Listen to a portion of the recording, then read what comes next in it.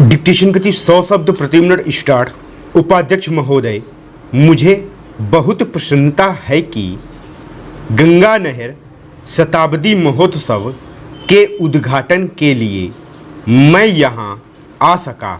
यह नहर भारत की वर्तमान नहरों में शायद सबसे पुरानी है। इस नहर से इस क्षेत्र के लोगों को जो अनेक लाभ पहुँचे हैं और अनाज तथा बिजली के उत्पादन से यहाँ जिस संपन्नता के युग का आरंभ हुआ है, उसके कारण नदियों की उपयोगिता में जनसाधारण का परंपरागत विश्वास और भी दृढ़ हुआ है। इस देश में नदियों को सदा ही महत्वपूर्ण स्थान दिया जाता है।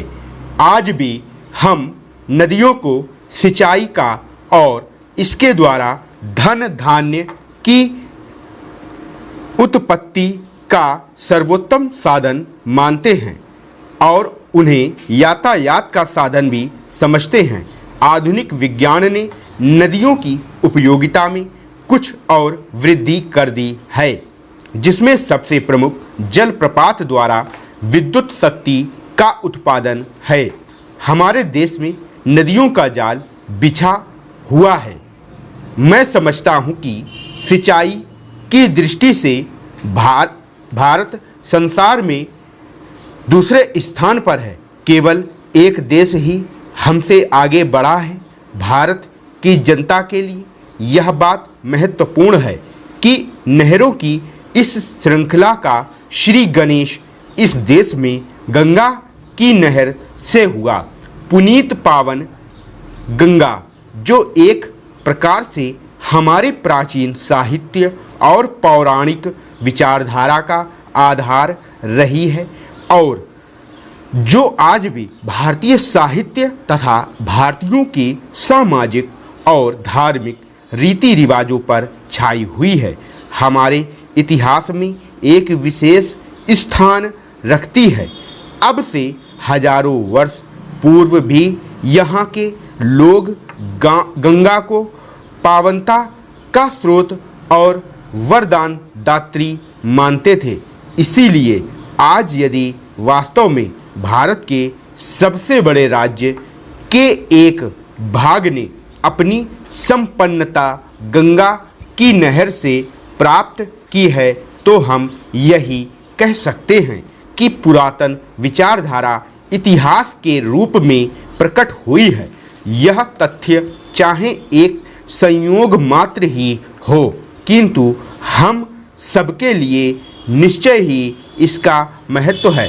संभव है कुछ लोग सोचें कि 100 वर्ष पुरानी किसी घटना को इस प्रकार सामने लाकर उत्सव के रूप में मनाने का क्या अभिप्राय है। ऐसी शंका का आधार मानव स्वभाव से अनभिज्ञ और प्रेरणा के एक महत्वपूर्ण स्रोत को ग्रहण न करने की इच्छा ही हो सकता है। बीती बातों पर विवेकपूर्ण विचार का अपना ही महत्व है। इसके द्वारा ही क्रमागत उन्नति संभव है। इसीलिए अतीत की सफलताओं को भावी प्रगति की नींव माना जाता है।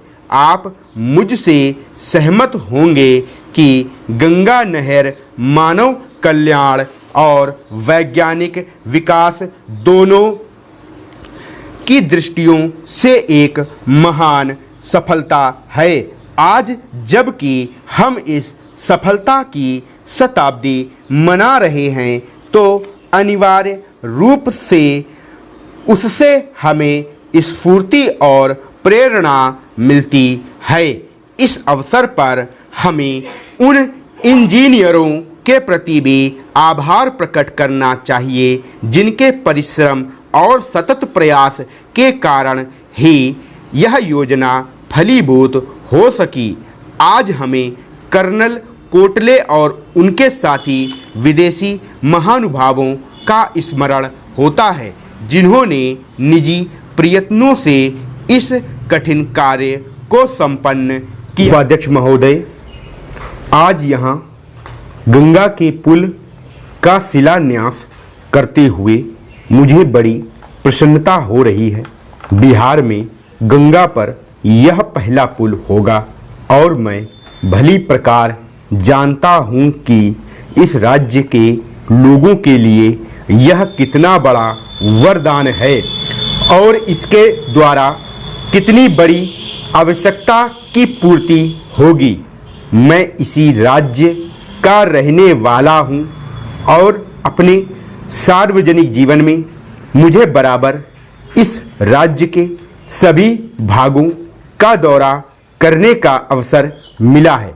इसलिए मैं निजी अनुभव से कह सकता हूं कि इस पुल के निर्माण से बिहार के लोगों को विशेष रूप से और देश के लोगों को साधारण रूप से अनेक सुविधाएं प्राप्त होंगी। बिहार के मध्य से होकर गंगा प्राचीन काल से बहती आ रही है और आरंभ से ही इसके कारण यह राज्य दो भागों में विभक्त रहा है, जो मिथिला और मगध के नाम से प्रसिद्ध थे प्राचीन काल में, जबकि यातायात के साधन इतने उन्नत नहीं थे और लोगों को प्रायः महीनों तक लंबी यात्रा करनी पड़ती थी। और जब भारत के सभी भूभागों में आत्मनिर्भरता अर्थव्यवस्था का आधार थी, उस समय संभव है इस प्रदेश में गंगा पर पुल का अभाव इतना ना खलता हो। परंतु आज के युग में विज्ञान के आविष्कार स्थान तथा दूरी पर विजय पा चुके हैं और यातायात के गतिमय साधनों का बहुत महत्व है। इसलिए उत्तर तथा दक्षिण बिहार के बीच सीधा रेल तथा सड़क मार्ग न होना निश्चय ही बहुत बड़ी असुविधा है। बिहार के इन दोनों भूभागों की अर्थव्यवस्था ऐसी है कि अपने पूर्ण विकास के लिए एक भाग दूसरे पर निर्भर करता है। उत्तर बिहार कृषि प्रधान क्षेत्र है और वहाँ गन्ना तथा खाद्यान्न भारी परिमाण में होते हैं, किंतु दक्षिण बिहार कोयला, लोहा, तांबा, अभ्रक, सीमेंट आदि खनिज पदार्थों के लिए प्रसिद्ध है। इन्हीं पदार्थों द्वारा आधुनिक उद्योगों की मौलिक आवश्यकताएं पूरी होती हैं। यातायात के साधन दोषपूर्ण होने के कारण उत्तर बिहार के विकास पर हानिकारक प्रभाव पड़ा है। क्या यह आश्चर्य की बात नहीं कि धनबाद से दिल्ली कोयला पहुंचाना गंगा के उस पार उत्तरी बिहार के जिलों में पहुंचाने की अपेक्षा कहीं अधिक सरल है। इस शताब्दी के आरंभ में इन असुविधाओं का अनुभव किया जाने लगा और तभी मोकामा घाट के निकट नाव द्वारा यात्री और सामान इधर उधर ढोने के स्थान पर गंगा पर पुल बनाने की चर्चा होने लगी। गंगा के दोनों ओर दो विभिन्न रेल कंपनियों की गाड़ियां चलती थीं।